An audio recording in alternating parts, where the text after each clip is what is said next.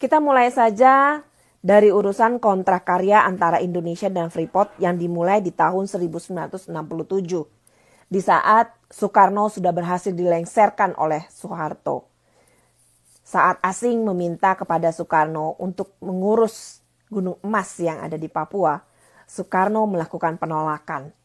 Makanya ada sebuah statementnya yang menyatakan kurang lebih, berikan saya 10 pemuda, maka akan kuguncang dunia. Soekarno memilih setelah Indonesia merdeka, dia mengirimkan pemuda-pemuda Indonesia untuk belajar ke luar negeri agar nanti bisa menjadi insinyur-insinyur yang bisa mengelola kekayaan yang ada di bumi pertiwi. Pada kenyataannya, Soeharto yang sudah terpengaruh dan mendapat iming-iming dari asing, memilih melengsarkan Soekarno melalui surat Super Semar yang sampai sekarang gak ketahuan juntrungannya. Kalau menurut almarhum Soekarno hanya memberikan wewenang sementara, tetapi Soeharto menyatakan kalau itu adalah wewenang sepenuhnya kepadanya untuk mengurus Indonesia selanjutnya. Yang mana yang benar? Wallahu alam. Super Semar, tanggal kelahiran saya, tanggal yang membuat saya sampai sekarang masih terus bertanya-tanya. Surat tersebut adalah surat penentuan di mana seorang Soeharto sudah menjual Indonesia kepada asing.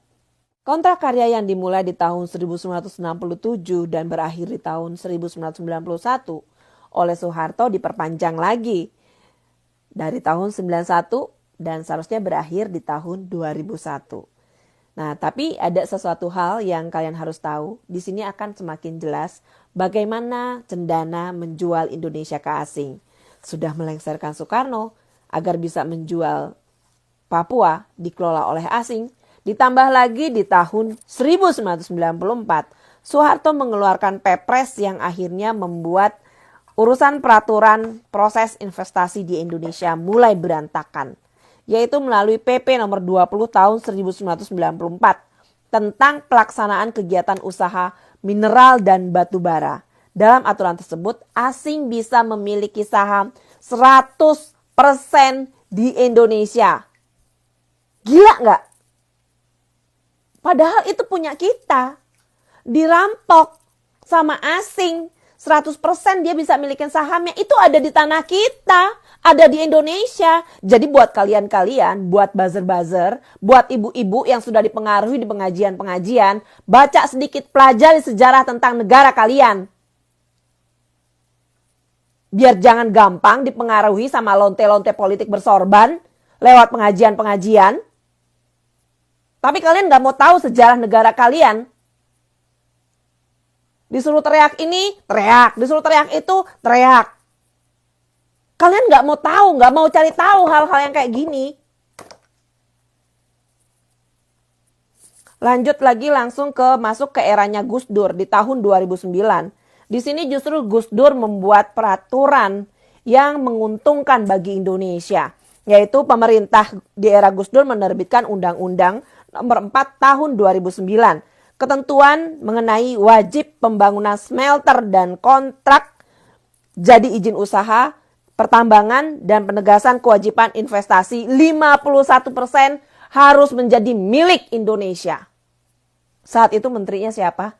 Saat itu menterinya SBY dan SBY tidak bisa berbuat apa-apa saat itu. Di sini kalian paham? SBY tidak berhasil menjalankan apa undang-undang yang dibuat oleh Gus Dur. Demi mendapatkan modal untuk menjadi presiden berikutnya. Masuk ke era Megawati. Megawati kemudian dilengsarkan lagi oleh SBY. Terus sekarang SBY ngedumel, nyesel. Dulu milih Muldoko. Ada apa denganmu? Lanjut aja. Masuk di tahun 2010. 2010 berarti eranya siapa nih? Eranya SBY dan Bapak Yusuf Kala. SBY menerbitkan PP nomor 23 tahun 2010 tentang pelaksanaan kegiatan usaha pertambangan. PP ini diterbitkan karena pemerintah tidak mampu selesaikan target renegosiasi sebagaimana diatur oleh UU Minerba. Artinya SBY tidak bisa melaksanakan apa undang-undang yang sudah ditertibkan oleh Gus Dur agar perusahaan asing membuat smelter dan hal-hal yang menguntungkan 51% untuk Indonesia. Tapi hal tersebut tidak dilakukan oleh SBY. Justru Jokowi yang sudah berhasil merebut Freeport dan 51% menjadi milik Indonesia sesuai dengan undang-undang yang dibuat oleh Gus Dur di 2009, Undang-Undang Nomor 4 Tahun 2009. Dari sini kalian bisa sedikit paham siapa-siapa mereka yang sudah menjual Indonesia ke asing. Cendana, Cikeas, dan orang-orang yang ada di sekitar mereka saat itu. Paham ya? Kalau mau teriak asing-asing, ngomongnya sama Cendana, sama Cikeas. Jangan ke kita-kita yang sedang memperjuangkan agar perusahaan asing hanya memiliki di bawah dari separuh yang seharusnya memang menjadi milik kita. Itu milik kita, milik tanah air kita, milik rakyat Indonesia. Bukan milik kalian-kalian para perampok yang memberikan wewenang kepada asing 100% dan rakyat Indonesia hanya bisa menerima ampas dari kerusakan tanah air. Video bukaan pertama dan video bukaan kedua, di sini mari kita mengingat keributan demi keributan yang terjadi di tanah air semenjak persiapan Pilkada DKI dan Pilpres 2019. Isu yang sering dimainkan, hutang dan Indonesia yang dijual ke asing dan ke asing.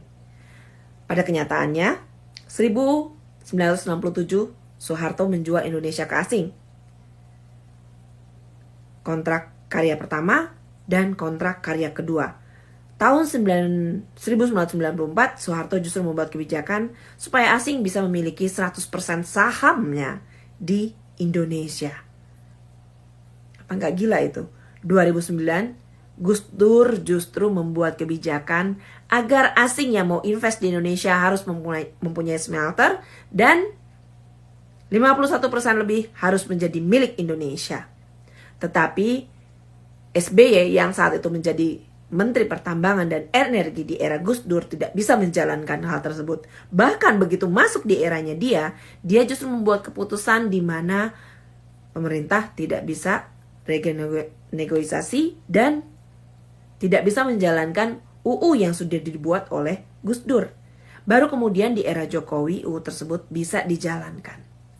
Kalau sudah begini, di sini kalian paham ya, justru siapa yang sudah menjual Indonesia ke asing dan ke asing. Dan yang sudah banyak berbuat hutang melalui urusan BLBI dan Senturi, kalian bisa tahu siapa saja yang terlibat di dalam di situ.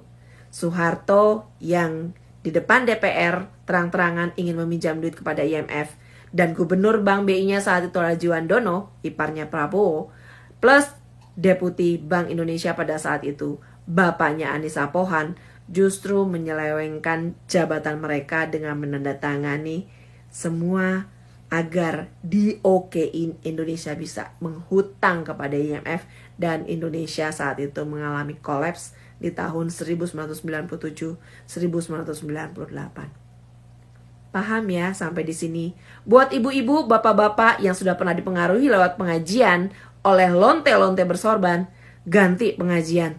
Jangan mau belajar sama guru ngaji yang ujung-ujungannya nabi dari Cendana.